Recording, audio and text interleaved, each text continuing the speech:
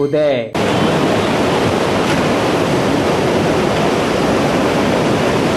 UP में लगातार हो रही बारिश की वजह से लोगों का हाल बेहाल है। बारिश से 18 जिलों के 1370 गांव बाढ़ ग्रस्त हैं। हरैया तहसील के 1 दर्जन से ज्यादा गांव जलमग्न हो गए हैं। बाढ़ का पानी घरों और स्कूलों में दाखिल हो चुका है। आज उदय से यूपी के 21 जिलों के सैकड़ों गांव जलमग्न हो गए हैं। चारों तरफ अफरा तफरी है। सिद्धार्थनगर में बूढ़ी राप्ती नदी का जलस्तर बढ़ने से बांध टूट गया है। सैकड़ों गांव जलमग्न हो गए हैं। सिद्धार्थनगर में बांध टूटने से हड़कंप मचा हुआ चारों तरफ।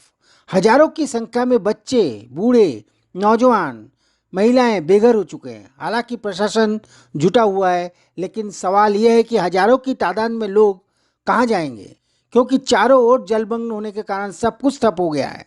सवाल अब यही है कि बांध की इस बर्बादी और हजारों लोगों की जान पर मंडरा रहे इस खतरे का जिम्मेदार कौन है। यूपी में लगातार हो रही बारिश की वजह से लोगों का हाल बेहाल है। बारिश से 18 जिलों के 1370 गांव बाढ़ ग्रस्त हैं। वहीं गंगा, राप्ती, घाघरा, शारदा और रोहिणी नदी कुछ जिलों में खतरे के निशान के ऊपर बह रही है। मुख्यमंत्री योगी आदित्यनाथ ने बाढ़ और अतिवृष्टि से प्रभावित जिलों का जायजा लिया। आम लोगों का बहुत बड़ा नुकसान हुआ है। घर के घर बह गए, घर के सामान बह गए, घर में राशन बह गए, खाने के लिए कुछ नहीं बचा, क्योंकि फ्लड की चपेट में उत्तर प्रदेश के 21 जिलों के सैकड़ों गांव जलमग्न हो गए। प्रदेश में पूर्वी यूपी के गोरखपुर में राप्ती नदी का जल स्तर बढ़ गया है, जिसकी वजह से निचले इलाकों में रहने वाले लोगों को परेशानियों का सामना करना पड़ रहा है। लोगों के घरों में पानी घुस गया है। सड़कों पर काफी ज्यादा जल भराव होने से आने जाने वाले लोगों को भी दिक्कतें हो रही हैं। यूपी में लगातार हो रही बारिश से जनजीवन पूरी तरह से अस्त व्यस्त हो गया है। प्रदेश के अलग अलग हिस्सों में बिजली गिरने से अब तक 25 से ज्यादा लोगों की मौत हो चुकी है।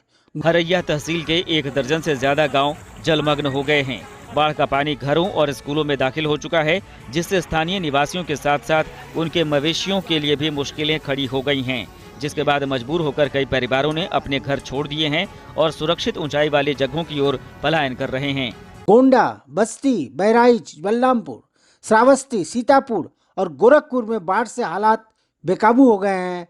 यह सुनामी जरूर नहीं है, सुनामी नहीं है ये, क्योंकि सुनामी समुद्र के आसपास आती है और जब आती है अपने साथ बवंडर लेकर आती है। चलिए समझने की कोशिश करते हैं कि सुनामी और फ्लड में क्या अंतर है। इसके लिए हमें 11 वर्ष पहले आई जापान में सुनामी के उस दृश्य को देखना होगा। वह दृश्य देखकर हृदय कांप उठता है। वैसे बता दें कि अब तक दुनिया की सबसे बड़ी सुनामी 2004 में इंडोनेशिया के सुमात्रा में आई थी, जिसमें करीब 2,30,000 लोगों की मौत हो गई थी। जानते हैं दुनिया की 8 सबसे सुनामी कौन सी है? भारत, श्रीलंका और आसपास के देश में 26 दिसंबर 2004 को जबरदस्त सुनामी आई थी। सुनामी लहरों ने भारत समेत आसपास के देशों में भारी तबाही मचाई थी। इसके चलते समुद्री लहरों ने 2.5 लाख से ज्यादा लोगों को लील लिया था। अंडमान निकोबार द्वीप समूह की राजधानी पोर्ट ब्लेयर से करीब 1000 किलोमीटर दूर आए भूकंप से पूर्वी और दक्षिणी भारत में बड़ी तबाही हुई थी। भूकंप और उससे पैदा हुई सुनामी लहरों की वजह से अंडमान द्वीप के अलावा तमिलनाडु, आंध्र प्रदेश और पांडिचेरी के तटीय इलाकों में लाखों लोगों की मौत हो गई थी। सुमात्रा इंडोनेशिया में 26 दिसंबर 2004 को आई थी। यह सुमात्रा के समुद्र के भीतर 30 किलोमीटर की गहराई पर 9.1 तीव्रता का भूकंप था, जिसकी वजह से सुनामी लहरें उठी। इस सुनामी की वजह से करीब 50 मीटर ऊंची लहरें उठी। इस 50 मीटर बहुत होता है, मतलब कम से कम 50 मीटर। इससे इंडोनेशिया और आसपास के द्वीपों पर भारी तबाही हुई। इसमें करीब 2,30,000 लोगों की जान चली गई। लिस्बन, पुर्तगाल में 1 नवंबर 1755 में, जी हाँ, सुनामी आई थी। बहुत बड़ी सुनामी थी। पुर्तगाल के पास पश्चिमी समुद्र तट और दक्षिणी स्पेन के पास समुद्र के अंदर 30 मीटर की गहराई पर आए 8.5 तीव्रता के भूकंप की वजह से सुनामी लहरें उठी। इन लहरों ने समुद्र तट के किनारे बने शहरों में भारी तबाही मचाई। इससे करीब 60,000 लोगों की जान गई थी। 60,000 लोगों की जान गई थी। क्राकाटाउ इंडोनेशिया में यह भी है। 27 अगस्त 1883 में सुनामी आई थी। इसमें क्राकाटाउ काल्डेरा ज्वालामुखी में विस्फोट की वजह से समुद्र में 37 मीटर ऊंची लहरें उठी। इन लहरों ने अंजेर और मरक इलाकों में भारी तबाही मचाई। रिपोर्ट के मुताबिक इसमें 40,000 से ज़्यादा लोगों की मौत हुई थी। एस्नेडा सागर जापान में है। 20 सितंबर 1498 की बात है। इस सुनामी के उठने की वजह जापान के मिकावा, सुरुगु, ईजू और सगामी तटों के आसपास समुद्र के अंदर 8.3 तीव्रता का भूकंप था। इसके चलते बनी सुनामी लहरों ने 31,000 से ज़्यादा लोगों को मौत की नींद सुला दिया था। नानकेडो जापान 28 अक्टूबर 1707 की बात है। जापान के क्यूशू, शिकोकू और होशिंग के तट पर करीब 8.4 तीव्रता का भूकंप आया। इसकी वजह से बनी सुनामी लहरों से करीब 30,000 से ज़्यादा लोगों की मौत हो गई। ओशिका जापान 11 मार्च 2011 की बात है।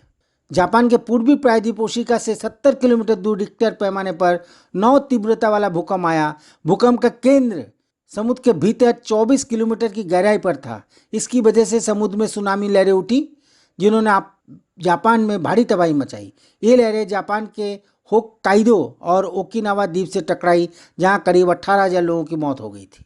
लिटुआ बे अलास्का में है। 1958 में आई थी यहाँ सुनामी।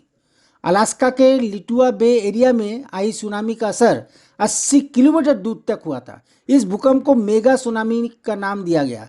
यूनाइटेड स्टेट्स जियोलॉजिकल सर्वे के मुताबिक लुटिया बे में इस सुनामी से पहले 1936, 1899, 1874 और 1853 में भी ऐसी लहरें उठी थी। हालांकि इस सुनामी से कितने लोगों की मौत हुई, इसका आंकड़ा अभी तक उपलब्ध नहीं हो पाया है।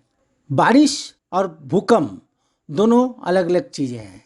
भारी बारिश से तबाही बहुत भयंकर होती है, लेकिन उसका असर काफ़ी दिनों तक रहता है। लेकिन सुनामी में 5 मिनट के अंदर सब कुछ ख़त्म कर देता है। 5 मिनट के अंदर अगर समुद्र में तूफान उठा और भूकंप नीचे के तबके पर आई तो उससे तबाही होती है।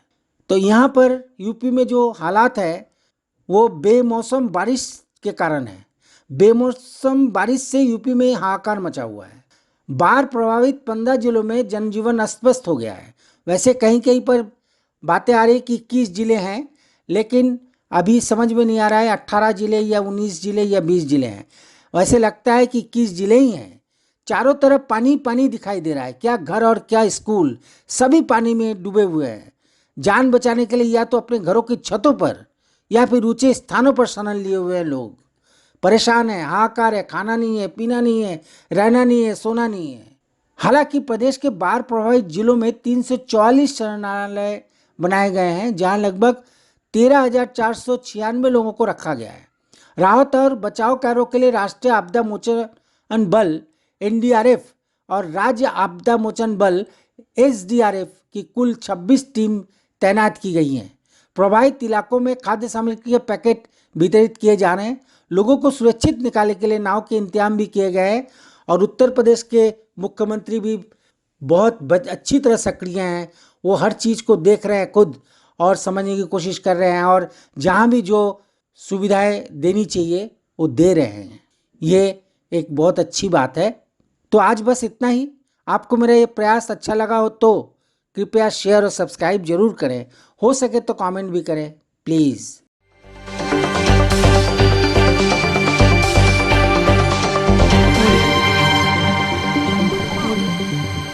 आज उदय